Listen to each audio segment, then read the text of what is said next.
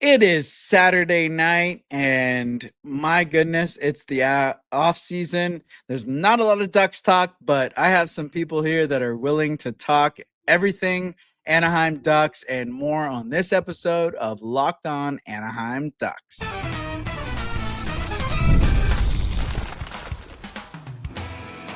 You're Locked On Ducks, your daily podcast on the Anaheim Ducks, part of the Locked On Podcast Network. Your team every day. Hello and welcome, everydayers. Thanks for making Locked On Anaheim Ducks your first listen every day. Part of the Locked On Podcast Network, your team every day. Today's episode is brought to you by FanDuel. Right now, new FanDuel customers can get $150 in bonus bets if your first $5 bet wins.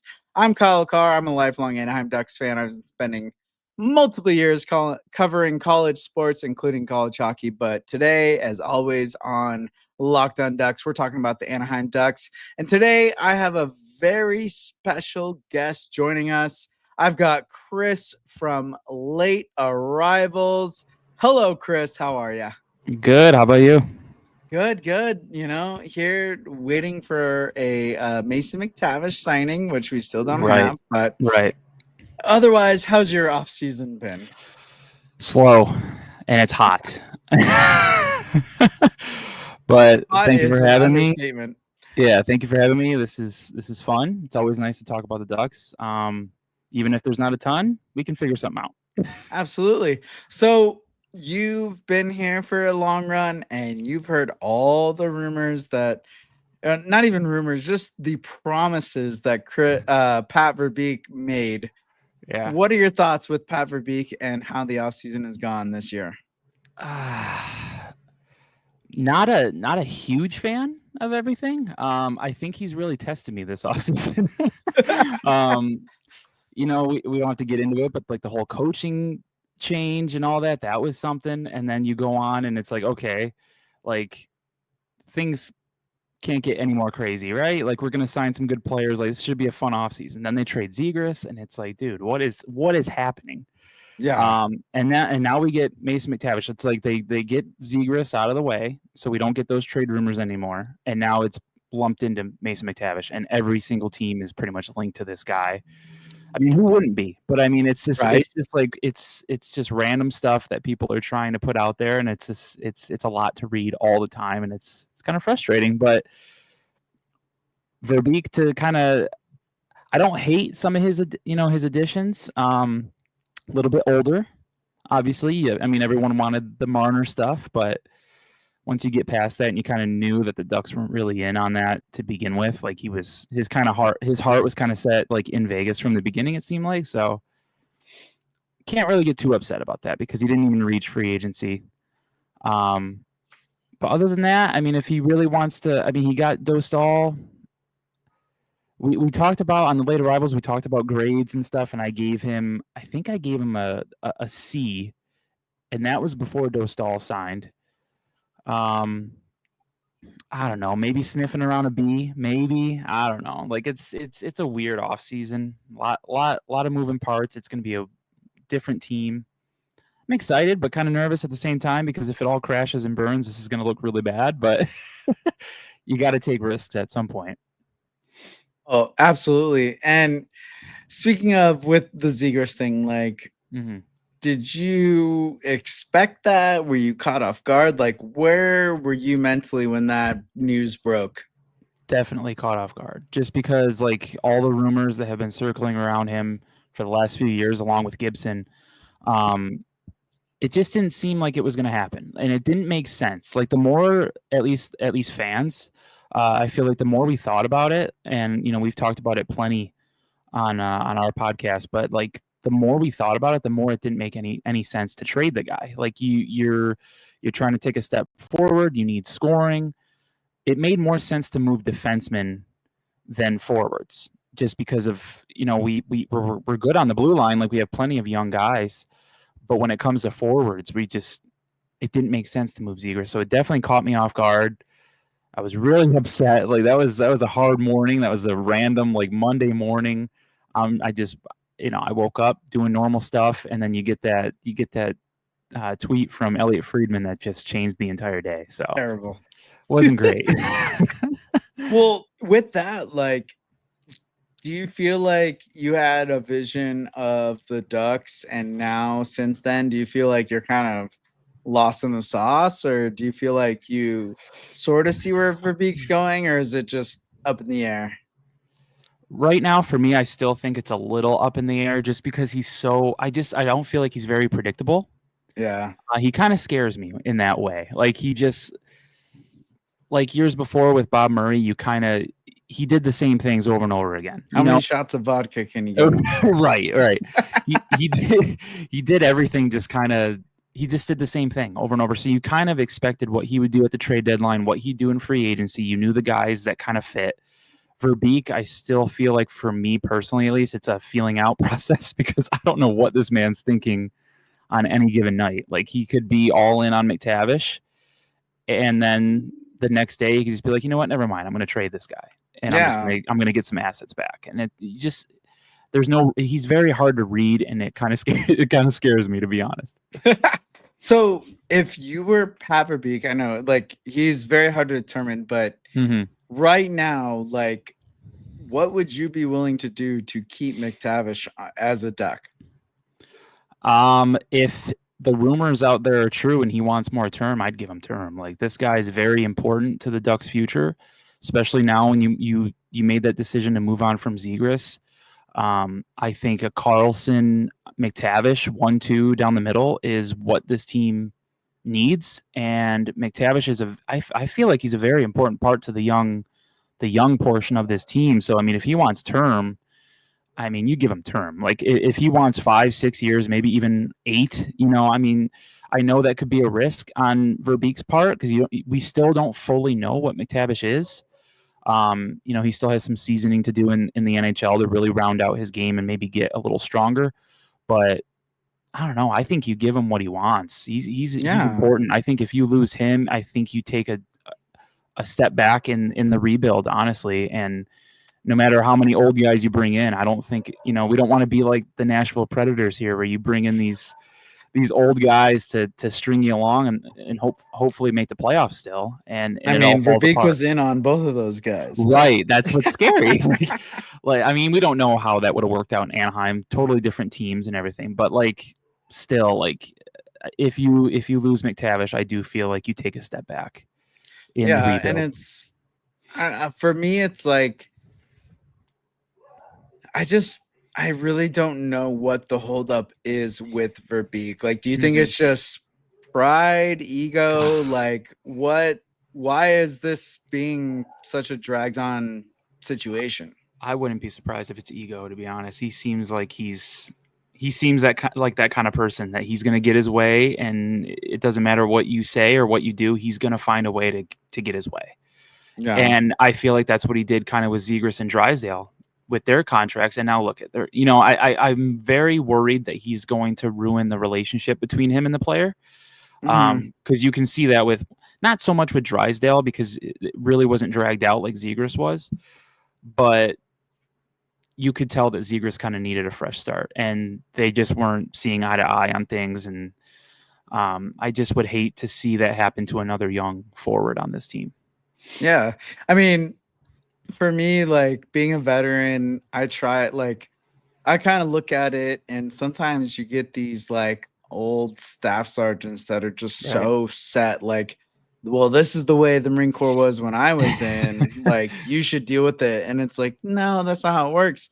And that's where I'm scared with, like, Verbeek is, like, he's so set on this old version of the NHL where it's like, that doesn't work with these younger guys. Like, you just got to lock them in. Like, you have guys that are willing to commit, and like everything you've done outside of the skaters for this team with the coaching staff, you got Joel Quenneville, you've got Jay Woodcroft, you've got McQuinn, you have so many coaches that you brought in. Why would you treat your players this way if like you're trying to build something? It just doesn't make sense to me. So I don't know. I guess I'm just trying to probe, like, is he really being a stickler with McTavish, or is it just kind of they're working their way out, everything's good, but rumors are just growing because of the time? I could see rumors growing just because of how long it's taking. I don't know. I think things have changed a little bit now, but I remember before, like the Ducks, like nothing ever came out of the Ducks. Like rumors were just that, because no matter how many times you saw things, they were never true. Like it was very hard to get any info out of the front office in Anaheim. I don't know if that's changed a little bit now. Things do seem to be leaking a little bit more. I don't know if that's just with the different times with social media and everything, and everybody's talking and all that stuff. But I wouldn't be shocked if this thing is ramping up just because it's taking so long. And it could just be very, very relaxed on the other side of this, and we're all panicking. But it could just be chill, and everyone's just figuring it out, and maybe they're on the same page, and they're just trying to find the right amount of years. I don't know. It could be something so simple, and we're blowing up about it. McTavish agent's just in Bahamas, like Right. chilling, like, oh shoot, I didn't see your email, bro. Yeah, exactly. Well, we'll get into more Ducks future and everything else after the break. Kind of want to dive into the prospects and just what's going on there. So we'll get back to that right after this.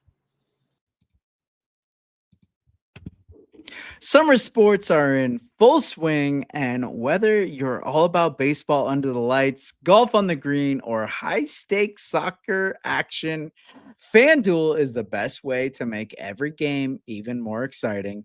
You're already following the action. Why not make it a little more thrilling with FanDuel? You can get in on the game while your friends are getting sunburned on the beach.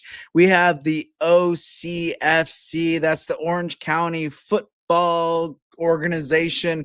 They're playing all the time. They've been doing really well. Why not go make it exciting with FanDuel and put a little prop on the players or the game parlays, whatever you got going on? So if you're new to FanDuel, new customers can bet just $5 and get $150 in bonus bets if your first bet wins. Open the FanDuel app today or visit fanduel.com to get started.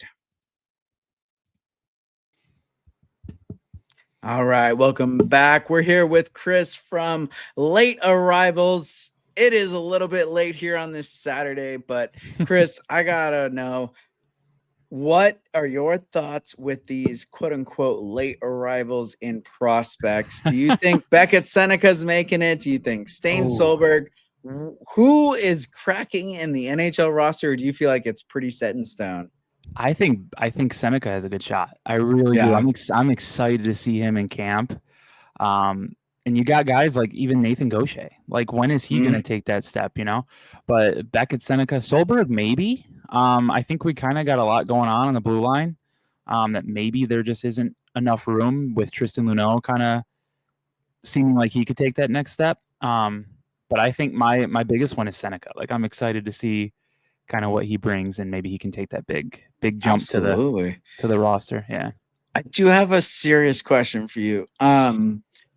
Do you know if Pat Verbeek knows that there's a thing called a right-handed defenseman, or I don't know. Like, maybe we should contact him. Like, does anyone have his email?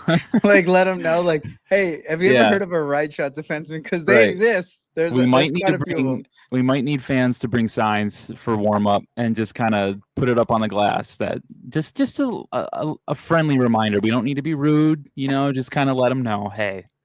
I was expecting like maybe a couple right-hand defensemen with this draft, and I'm pretty sure it was like either they're a center or they're left shot right defense. I was like, what are we doing here? Like, we have two right shot defensemen right now with Stain Solberg and Tristan Luneau. Like, everyone else is left. Like, bro, what are you doing? This guy's crazy. He's different. He's different. That's for sure. He's doing something. But if with like everything that happened with this draft, do you feel like McQueen was the right guy? Like, is there anyone in the depth that you're looking forward to? What are your thoughts when it comes to this recent draft?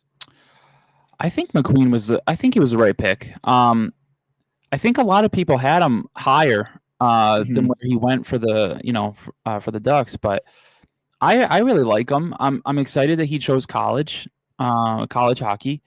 I feel like that'll be better, easier on his body. The draft, like overall, I thought they did okay. I kind of go off of one of our co-hosts, Connor. He's really big on the prospects. He follows all that stuff, so I kind of go by his word and try to learn as much as I can. But I truly like the McQueen pick. I think give him a year in college and he can hit the gym a lot, and his back hopefully is okay. I mean, all the doctors say he should be fine, and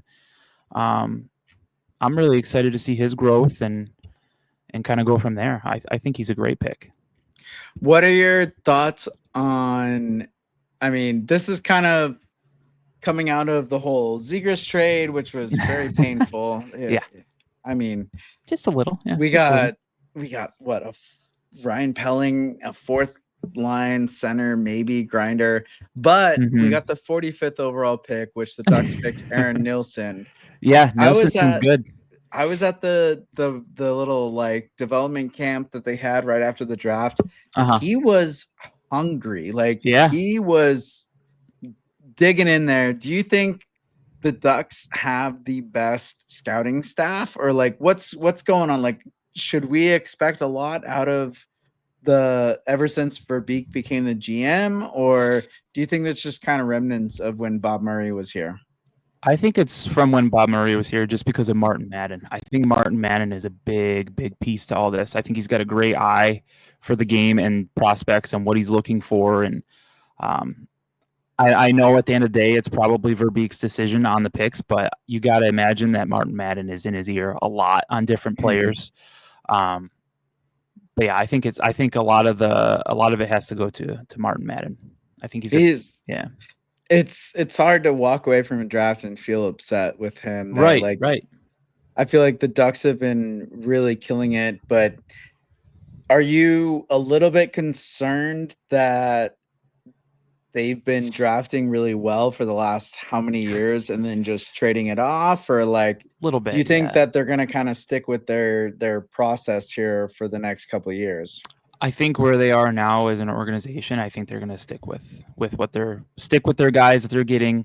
And we all know that Verbeek loves his guys that he drafts. I don't think they're going to be going anywhere. I don't think we have to worry about that. But there was a time I was getting a little worried. Yeah, we're drafting these really skilled players and we're just trading them off. You can go as far back as when the Knights came in, like just losing Theodore and, then trading away Montour when I don't think we should have maybe traded Montour. You know what I mean? Like Manson. Yeah. Just Lindholm. Yeah. Lindholm, like just a lot of guys that I thought would be fine to stick around with the team and help the younger guys once we hit that rebuild stage. And we just kind of started from scratch in that area. And it kind of bothered me, worried me a little bit. And I do think I think it's a combination of that, and then like Bob Murray kind of waiting to do the rebuild that kind of made this the current rebuild that we're in as long as it is, because I think the team waited too long to get into this situation. Yeah, and they tried to hang on to a lot of stuff that the 2018 playoffs where we got swept by the Sharks, like that was tough because 2017 was the comeback on Catella. Yeah. And we went into the 2018 kind of expecting, and then they got swept, and then the Sharks had their incident with the Knights, and it was like, what is happening right now? It was a weird year, and it definitely the rebuild kind of should have started right there, and it didn't, and it waited a few more years, and we're kind of seeing the effects of that now, but I think we're getting on the right path here. I trust the drafting. I trust the young guys that we have and all that. And I just hopefully Verbeek gives them enough leash to kind of fully develop into what they could possibly be, and they kill it with the Ducks. That's what the hope is. Yeah. If you could pick someone that you would have back on this roster, who are you going with? Ooh. I might go with Shea Theodore. I think we're good on defense, but I mean Shea Theodore is like, he's a special player, man. Like you see him on the Knights, and he's just when he's out there and he's got the puck on his stick, like everything, you just see it change. You see his confidence, and you just know that when he has the puck, there's a very, very good chance it's going to end up in the back of the net, whether he's shooting it or passing it. Do you feel like his career would have been as successful if the Ducks kind of didn't sell him off? Like, do you feel like there was kind of like a, well, F you, I'm going to prove it to you type mentality? Or do you think it was just always there? I think it was always there, though. But I'm sure the FU mentality was there too. He's just like, you know what, you want to get rid of me to this new team and, you know, have them pry off Stoner so they can take, like, you know, I think there was some bad blood there for sure. He's not going to say it, obviously, but I'm sure at least in the first couple of years, he probably circled those Ducks dates, especially being in the same division. Like, come on, he was thriving. Right. Well, we'll get into more potential success with Anaheim and everything that's happening right after this.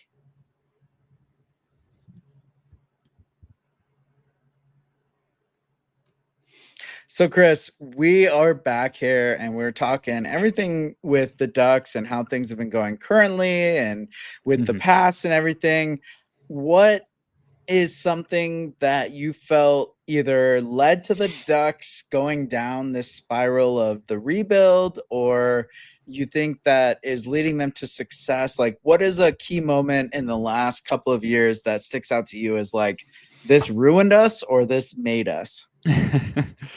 I honestly think at least the ruined us part, like we talked about earlier, I think was the 2017-18 season. I think that was the starting point of something really bad that maybe could have been avoided or maybe cushioned a bit in that season if the trade deadline was treated differently. And then I think the thing that maybe saved us was, honestly, I think it was drafting Leo Carlsson. I think Leo Carlsson is going to be, I mean, we all watched Getzlaf grow up, man, like on this team. And I see a lot of similarities with his game and his size and how he controls, like when that puck is on his stick, how you're not going to get it off of his stick. He's so strong. He makes me very excited for the future and what he can become. I definitely think drafting him was the start of turning this thing around and becoming maybe that team that some fans grew up with, only knowing them making the playoffs. So yeah. Speaking of the Leo Carlsson draft, do you feel like Anaheim should have had Bedard in that draft, or do you feel like, are you upset about like where are you at now that it's been 2 years since the draft? Are you kind of like, man, I wish we could have got Bedard? Or you kind of just like, you know what, I'm pretty stoked that we got Carlsson?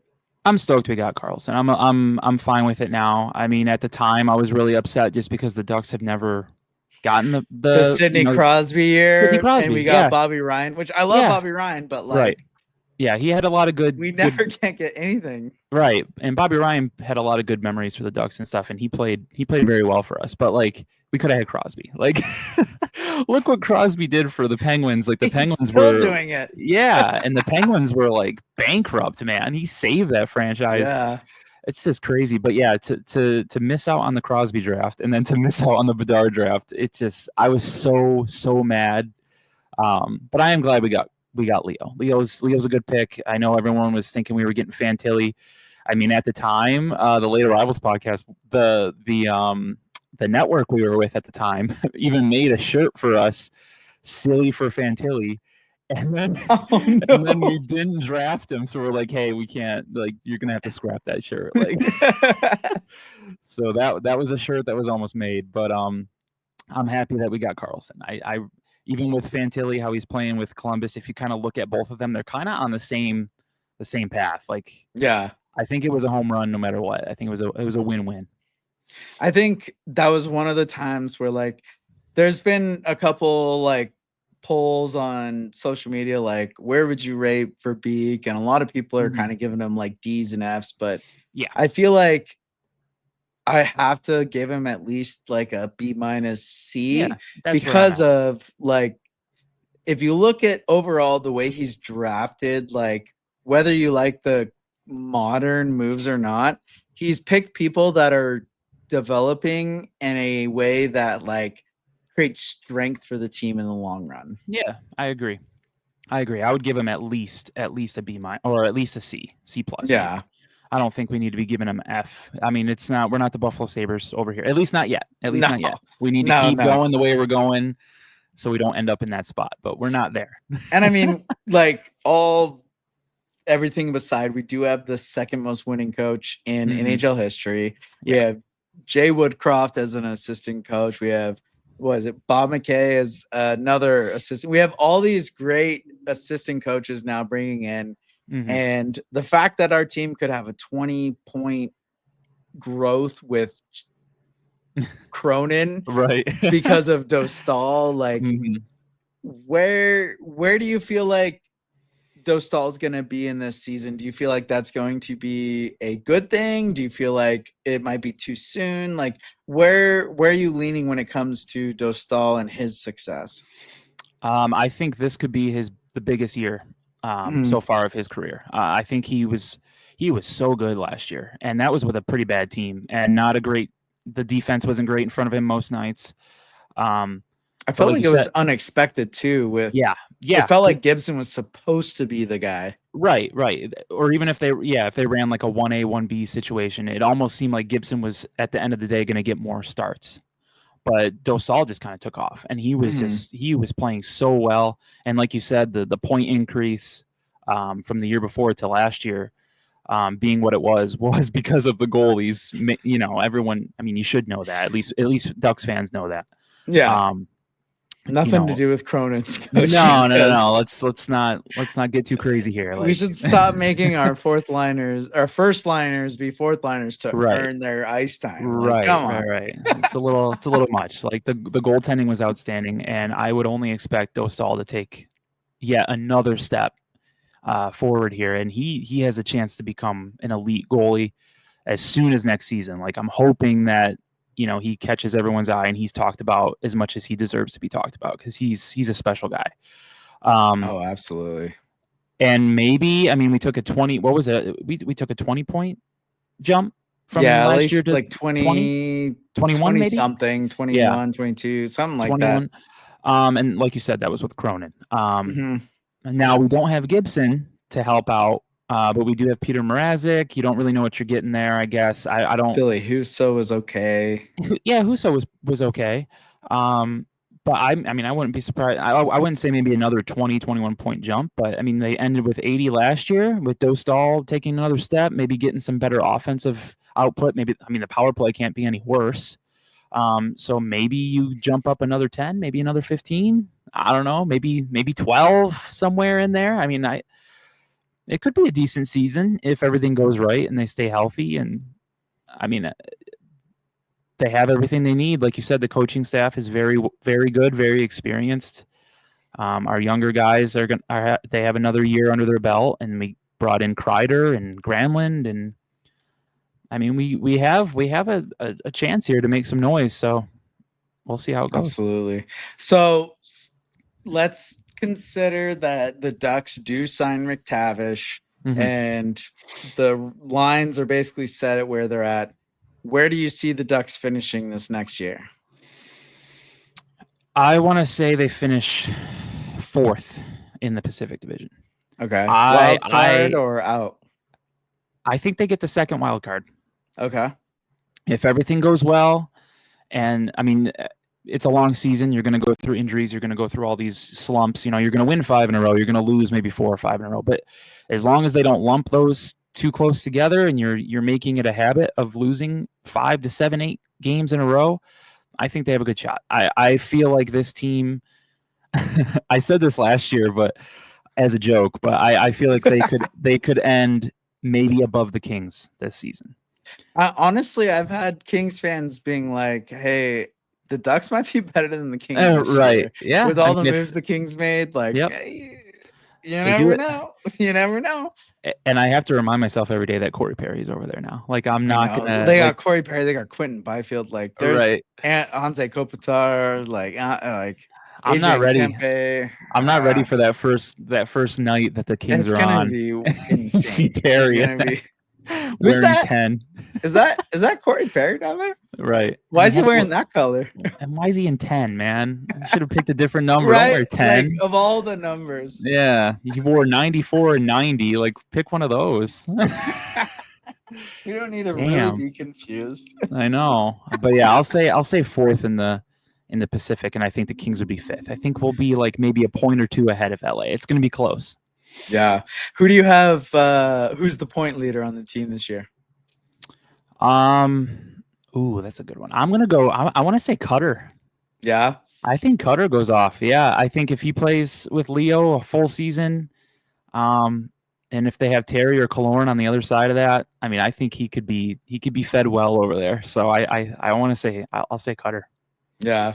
I'm definitely excited. I feel like a lot of the guys finally got it at the end of the year. Like they finally were like, oh, this is competitive hockey. Like they figured it out, and now you have a great coaching staff. You have a lot of veterans that are coming over, and like I've been talking about, like I feel like Chris Kreider is going to be the trash can master, like just picking up the secondary scoring, which the Ducks have been lacking on a couple of years now, and I think he's going to be great. So I have a lot of expectations for this Ducks team, and it's sad that we kind of had to move on from Zegras and Gibson, but I think they haven't necessarily taken a major step in the right direction, but they've taken a step in the right direction.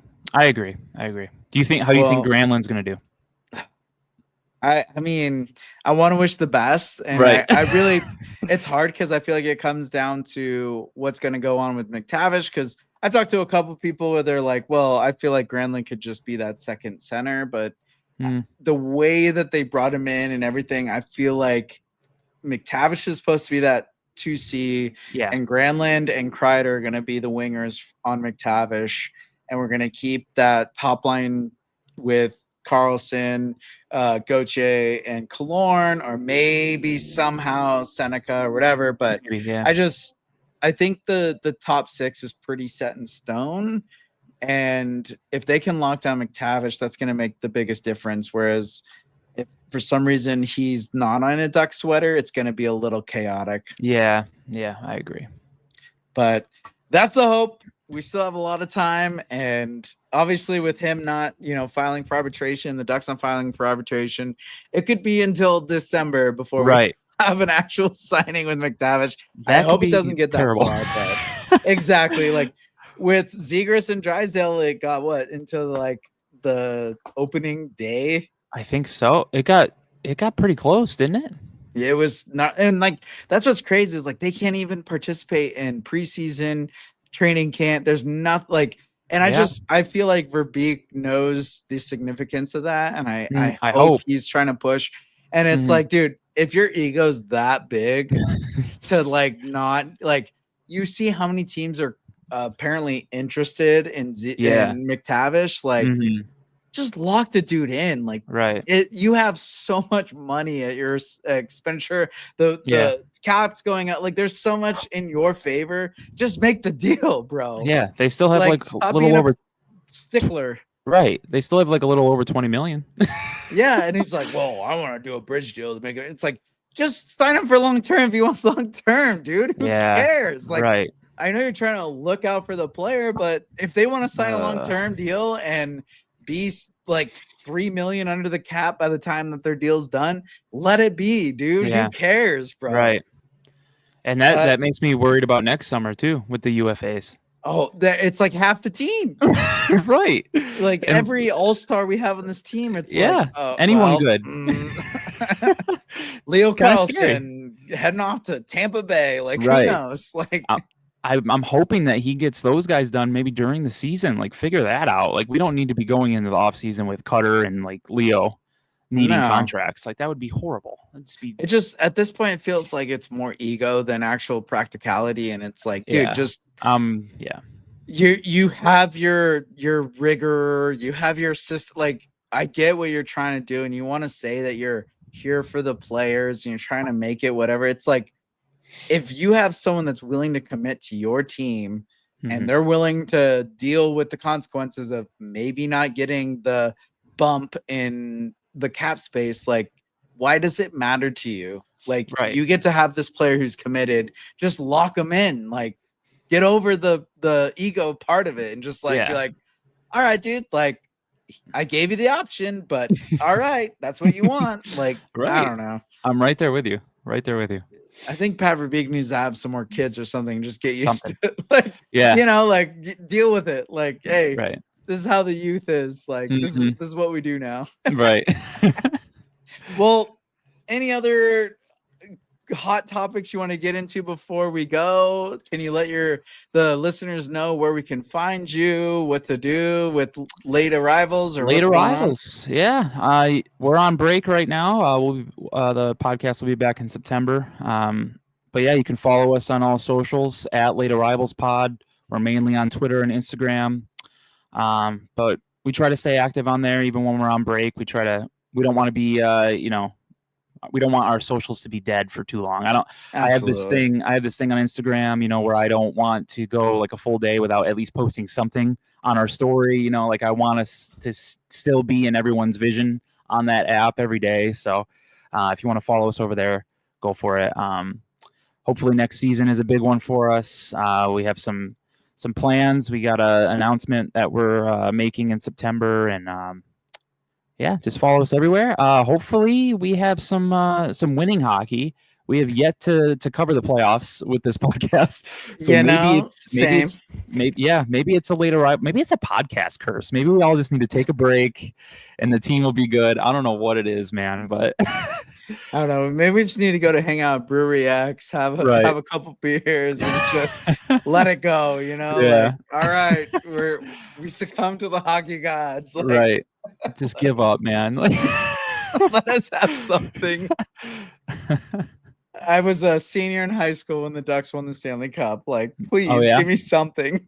Yeah, I think I was a freshman in high school, I believe. Oh, so, what a time. What a time. Mhm. Well, thanks so much, Chris, for joining us. And unfortunately, this is all the time we have. We'll have to get you on before the season starts, and just maybe we'll have a McTavish signing by then. Hopefully, yeah. Hopefully by the time LAP returns, hopefully we have that to talk about. A nice contract. Right. I hope to show up to training camp with some McTavish locked in, Right. like figuring out not going to opening day with our top potentially second center, like not being signed. So right. Yeah. And we'll have to get you on the pod too. We'll have to get you over there. Yeah. Absolutely. Keep me in touch, and thank you. And like I said, all listeners, like check them out on social media, Instagram, X, YouTube, all those places. And you can find Locked On Ducks also on all the social medias and YouTube. Please go subscribe to the Locked On Ducks YouTube.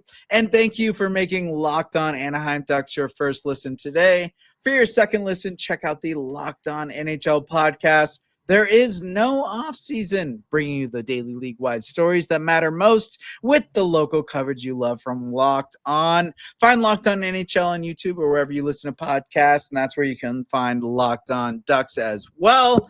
And as always, I'm Kyle Carr. Be good out there.